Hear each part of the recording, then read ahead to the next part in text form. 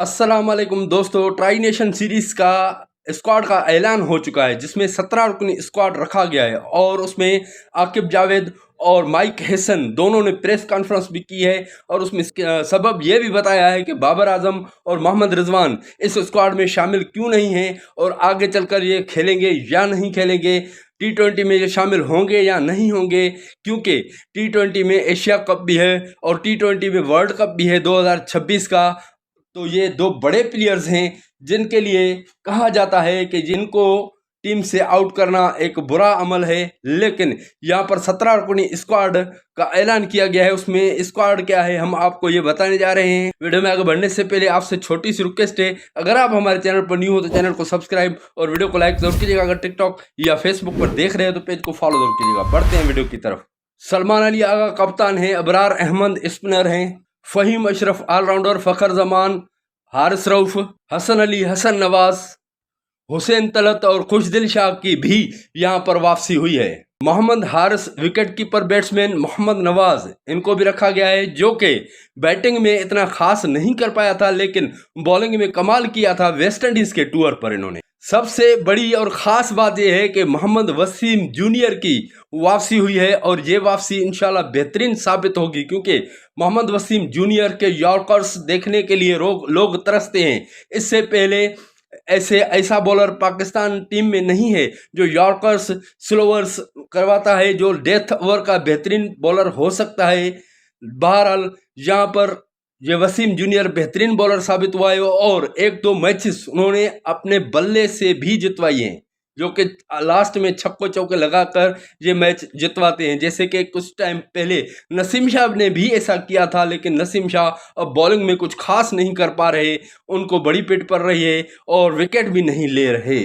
तो इस सबब उनका मेन किरदार है बॉलिंग। यहाँ पर वसीम जूनियर का भी मेन किरदार बॉलिंग है, लेकिन वो बॉलिंग में तो कमाल करते ही हैं, उसके साथ साथ बैटिंग में कमाल करते हैं। कभी कभी ये मौका आता है लेकिन हर मर्तबा ये मौका नहीं आता कि बैटिंग में आप प्रूफ करो, बॉलिंग में ही आप प्रूफ करो। आप मेन बॉलर हो, आपका मेन किरदार, अहम किरदार बॉलिंग है। साहिबजादा फरहान, साइम अयूब और सलमान मिर्ज़ा को भी यहाँ डाला गया इसी स्क्वाड में, और जो कि बहुत से यूट्यूबर्स कहते रहते हैं, सोशल मीडिया वर्कर्स कहते रहते हैं कि सलमान मिर्ज़ा ने कमाल किया है, PSL में कमाल किया है, डोमेस्टिक में यहाँ पर उसको होना चाहिए। शाहीन शाह आफरीदी भी शामिल हैं और सुफियान मुकीम। और यहाँ अब पाकिस्तान की टीम में 5 फास्ट बॉलर हैं, पेसर हैं, जो कि सलमान मिर्ज़ा, शाहीन शाह आफरीदी, वसीम जूनियर, उसके साथ साथ हारिस रऊफ और उसके अलावा हसन अली भी इसमें शामिल हैं। इसलिए कहा 5 पेसर पाकिस्तान ने रखे हुए हैं और 2 स्पेशल स्पिनर हैं जो कि सुफियान मुकीम और अबरार अहमद। उसके अलावा ऑलराउंडर्स फ़हीम अशरफ और मोहम्मद नवाज हैं और खुशदिल शाह भी ऑलराउंडर कहा जाता है, ये भी इसमें शामिल है। पहले जैसे मैंने बात की कि इसके अंदर नसीम शाह नहीं है, नसीम शाह की परफॉर्मेंस अब कुछ खास नहीं रही है, कुछ उनको रेस्ट करवाया गया है। उसके अलावा उनको भेजा गया है जैसे कि बाबर और रिजवान को कि डोमेस्टिक में आप ज़्यादा अच्छी परफॉर्म करो, आप बेहतर खेलो, फिर आगे आओ। जैसे कि साहिबजादा फरहान की बात कही जाए, जैसे उनके सवाल पूछा गया कि भाई बाबर आजम और मोहम्मद रिजवान का तो नहीं पूछा गया, लेकिन बाबर आजम के लिए सवाल पूछा गया माइक हेसन से। तो माइक हेसन ने ये कहा कि भाई 2 या 3 मैचेस खेले हुए अभी बाबर आजम ने, उसी मैचेस में भाई अभी पहले मैच में 47 स्कोर रन्स किए हैं। तो उस जो एंकर ने सवाल पूछा उसने कहा कि भाई आउट ऑफ फॉर्म है, इस वजह से आप बाबर आजम को बाहर कर रहे हो, या वो कह रहा है कि ये फॉर्म की बात नहीं होती, आउट ऑफ फॉर्म 1-2 मैचेस में परफॉर्म ना करने से नहीं होता, क्योंकि 47 स्कोर रन पहले मैच में किया है, दूसरे और तीसरे में कुछ खास नहीं कर पाए, लेकिन बहरहाल इनको रेस्ट भी दिया गया है और उनको ये कहा गया है कि भाई आप अपना स्ट्राइक रेट एवरेज बेहतर करो, क्योंकि यहाँ पर बाबर आजम के लिए उन्होंने नहीं कहा, नॉमिनेट नहीं किया, उन्होंने कहा कि बाबर आजम एक बिग प्लेयर है, उनको वापस कर सकते हैं हम टीम में, लेकिन उनको कुछ बेहतरी की तरफ आना होगा।